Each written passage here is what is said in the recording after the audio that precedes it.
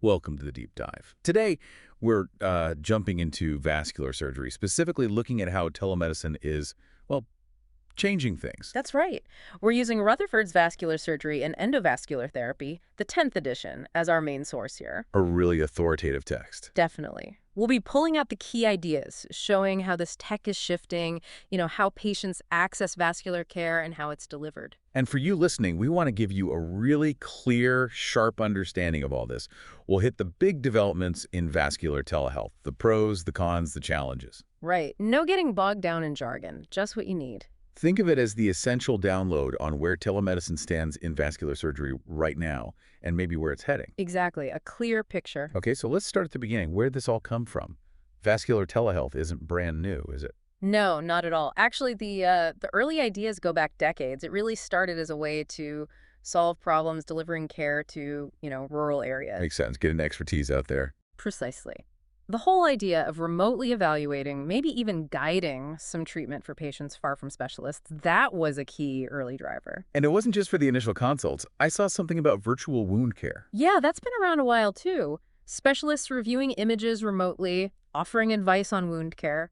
Very practical. And crucial tech, like getting CT scans transferred fast. Oh, absolutely critical, especially for things like aortic emergencies, getting those images to experts at major centers quickly. That can literally save lives. Image sharing was an early, very important piece. I could see that. And then virtual post-op visits started popping up. Right. Checking in on patients after surgery remotely. It makes sense, doesn't it? Potentially better outcomes, certainly more convenient for the patient. You'd think so. And studies did show benefits, but like a lot of innovations in healthcare. Let me guess, reimbursement. Bingo. The initial adoption was pretty slow, mainly because getting paid for these virtual visits was, well, inconsistent. That was a major hurdle. Always comes back to the money, doesn't it? But things started shifting even before the pandemic. They did, yeah. The benefits were just becoming too clear to ignore. You had documented time and cost savings for patients avoiding long trips, time off work. That adds up. It really does. And patient satisfaction was being noted. Plus, crucially, Medicare and some private insurers actually started to reimburse for telehealth, especially if the patient lived, a certain distance away. Okay, so the groundwork was being laid, and then COVID-19 hits. And everything changed dramatically. Before the pandemic, telehealth was, less than 1% of vascular clinic visits? Tiny. Wow, less than 1%. Yeah.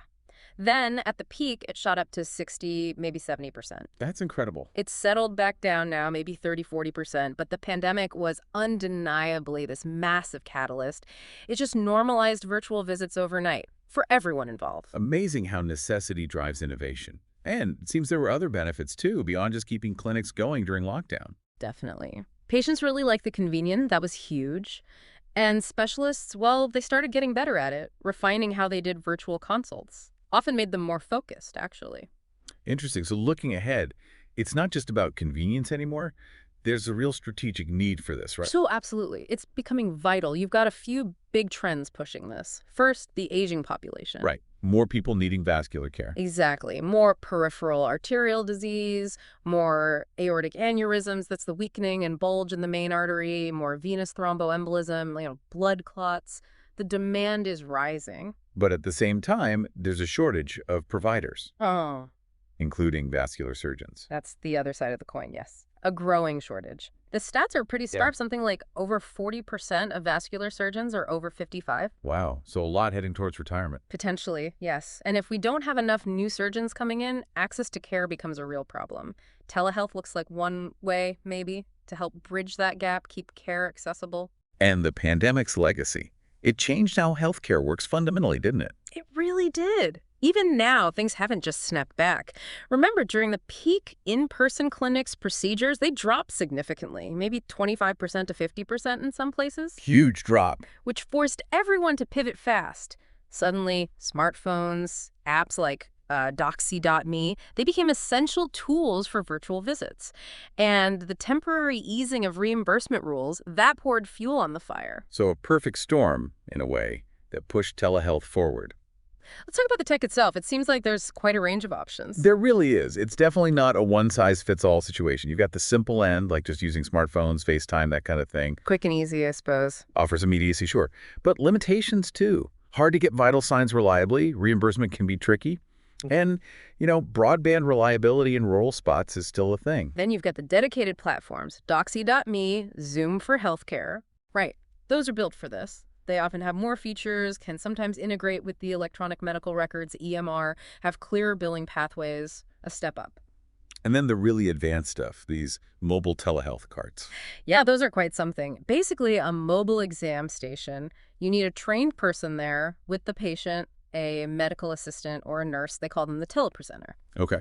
And what can they do? A lot, actually. Get detailed history, check medications, take vitals, but also parts of the physical exam. They have tools like electronic stethoscopes, EKGs, even Doppler ultrasound to listen to blood flow in arteries. So almost like being there in some ways. Getting closer. It allows for a much more thorough remote exam. It costs more upfront, obviously, to get these carts. But the reimbursement might be better. Exactly. Right. Because you can do and document a more complete exam, often these visits can be billed at the same level as an in-person visit. That's key. And people are thinking about smaller, portable versions for home visits or nursing homes down the line. That sounds promising.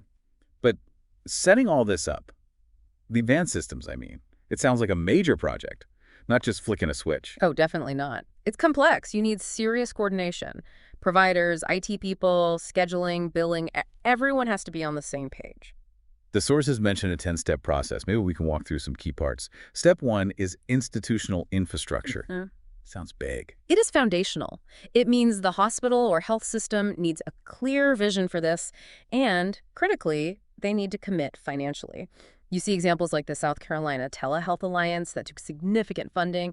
The federal government also supports telehealth centers of excellence. So it needs resources, dedicated people, money. Absolutely. It's not a side project. Ideally, within a big system, you'd have a dedicated telehealth center, an administrative director, a physician lead, IT support, people managing equipment, organizing care, scheduling, billing, checking regulations, tracking outcomes, maybe even lobbying. A whole team. And physical space, too. Ideally, yeah. Offices, maybe even teaching labs to train staff. For smaller practices, it might mean partnering up, maybe sharing resources with a larger system. Okay, step 2. Physician champions. Why are they so important? Absolutely critical. You need enthusiastic doctors, often early adopters, who really believe in this and can bring their colleagues along. There's often skepticism at first. Like with other new things, laparoscopic surgery, maybe? Exactly. Or endovascular therapy, or even statins way back when. There's always some resistance. But when respected doctors champion it, show it works, others start to come around. And then patients start asking for it too, which pushes things along. Makes sense. Step 3 is picking the clinic sites. Where do you actually do these telehealth visits from the patient end? Well, starting with existing outreach clinics, especially in rural areas, makes a lot of sense. Patients already go there. Leverage what you have. Right. And maybe setting up shared sites used by multiple specialties, equipped for telehealth with those trained telepresenters that can spread the cost, or partnering with local rural hospitals if you don't have your own clinics there. And the rules about distance, you mentioned they changed. Largely, yes, thanks to COVID. Payers used to insist on a certain mileage between patient and provider. That's mostly gone, but you always need to check the specific rules for your local payers. It's still variable. And home-based telehealth visits getting reimbursed, that's another area that's evolving. Okay, step 4 gets practical. Equipment and exam protocols. What gear do you absolutely need for a good vascular telehealth exam? Right. So the mobile cart is really recommended. Makes it easy to move around. You need a decent-sized room, too. Then high-resolution cameras are key, maybe with magnification. For seeing wounds or skin changes clearly. Exactly. For listening, the sources specifically recommend the Think Labs. One digital stethoscope apparently gives really good sound quality over telehealth links.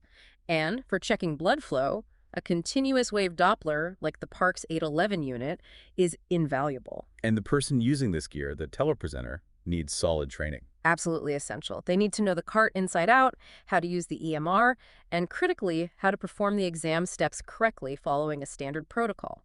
The sources even provide a detailed vascular exam sequence to standardize this. Like a checklist. Pretty much. And they need to be good at reporting what they find, even subtle things. There's talk of maybe using AI software later to help interpret Doppler sounds automatically, but for now, it's the trained human ear, relayed electronically. Even things like the abdominal exam for aneurysms get simplified protocols. With a skill assistant, the actual exam demonstration for the remote doctor can be quite quick, maybe 5 minutes. Step 5 is team organization and training. It sounds like it takes a village. It really does. It's a team effort. You've got reception staff at the patient site, the telepresenter obviously needing that EMR, CART, and physical exam training. Then the provider needs their setup, multiple screens, secure software like Jabber, maybe. Technical support nearby. Very helpful, especially at the start. And the whole team needs to practice together. Doing huddles, running through scenarios, optimizing the flow. It needs to be standardized. Step 6, credentialing, the regulatory bit. Yep. Generally, the doctor needs a license in the state where the patient is located. That's key. And they need privileges, credentialing, at the facility where the patient is. That sounds complicated. It can be, although rules did relax a bit during COVID. Still, you have to check state guidelines, make sure malpractice insurance covers it. The good news is rural hospitals often have systems for temporary privileges or accepting credentialing by proxy from the doctor's main hospital. It's usually manageable. Okay. Step 7, scheduling. How do you book these telehealth appointments effectively? Good scheduling is crucial for the patient experience. You probably need central coordination, especially for urgent consults. When starting out, it's often easier to focus on established patients or new consults for, chronic issues rather than emergencies. Manage expectations. Exactly. Schedulers need training to explain the whole process clearly to patients, answer their questions. A smooth, user-friendly system makes a huge difference. Step 8, coding and billing. Back to the money. Is it generally getting paid for now? The short answer is yes, mostly. Reimbursement is often similar to in-person visits if you meet the rules. What are the main rules? Usually requires that direct interactive video link, real time. And proper documentation is vital, noting it was a telehealth visit. You use specific billing codes, modifiers like GT for Medicare, Medicaid, or maybe 95 for private payers. But again, Check with each insurer. absolutely, every single one. Requirements can vary, but there's a lot of ongoing work legislatively to make reimbursement broader and more standard, regardless of where the patient is. Step 9, launch day. Going live. Any tips for starting out? Go slow. Don't book a massive clinic on day one. Start with fewer patients, maybe 6 or 8. Let the team get comfortable, work out the kinks. Then ramp up. Then you can gradually increase, maybe 12, 14 patients with 30-minute slots. It's also not quite like a big multi-room traditional clinic. And fitting in things like vascular lab tests needs planning. Maybe get them done before the telehealth visit or schedule well ahead. And the final step, 10, quality improvement. Getting feedback. Crucial. You need to constantly ask patients and staff how it's going, what worked, what didn't. Ideally, get feedback within 24 hours. Patient satisfaction surveys are really useful, too. And use that feedback. Yes. Combine it all to tweak the process, make improvements. The good news is the data that exists shows patients are generally quite satisfied with vascular telehealth. Let's talk about that satisfaction data. It sounds pretty positive overall. It is, yeah. The Press-Ganey data from 2020 gave some good insights, even though early data was a bit scarce. Broadly, vascular telehealth scores are pretty similar to other specialties. And better than waiting rooms. Interestingly, yes. Patients consistently rated the telehealth experience itself higher than their perception of the traditional waiting room experience. That's telling. Convenience must be huge. Absolutely. Huge scores for convenience not traveling, flexible timing. Also, team coordination and communication scored much better in telehealth than the waiting room comparison. The likelihood to recommend was slightly lower initially. In that early data, yes. Slightly lower for telehealth compared to in-person, about 71% versus 89%. Any idea why? Or areas needing work? The feedback pointed to a few things. Connection stability dropped calls, poor video, that's frustrating. Digital literacy is another factor, making sure everyone's comfortable with the tech. And just making the whole workflow smoother, more efficient. But the core relationship, patient-provider, seems okay. Very much so. The data suggests that strong relationship is maintained, which is really important. Okay, so we've covered a lot. What are the biggest barriers or challenges now to getting these programs running and keeping them going? Well, historically, it was tech limits and lack of payment. Those are much less of an issue now, though not completely gone. So what's left? I'd say ease of use and making sure the tech is actually available everywhere, especially for rural folks or maybe in poorer urban areas. getting providers to stay enthusiastic and really integrated into their normal routine, and crucially, making sure reimbursement stays solid and isn't tied to geography anymore. That needs ongoing advocacy. And the future. What's next? The really exciting part is potential for better continuous care. Imagine better home monitoring, tracking vital signs, maybe blood chemistries, ECG, even blood flow in the limbs, perfusion monitoring. So you could catch problems earlier. Exactly. More proactive intervention instead of just reacting when something goes wrong. There's actually a book coming out soon by Sean Valenta specifically on different models for implementing telehealth, which sounds interesting. Okay, so let's wrap this up. If you had to boil down the key takeaways from our deep dive today, what would they be? Okay, first, COVID-19 massively accelerated telehealth adoption in vascular surgery. That's undeniable. Second, reimbursement has broadened a lot, covering more methods and locations.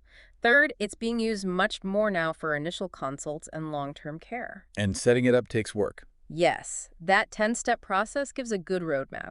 It needs real organizational investment staff, gear, leadership.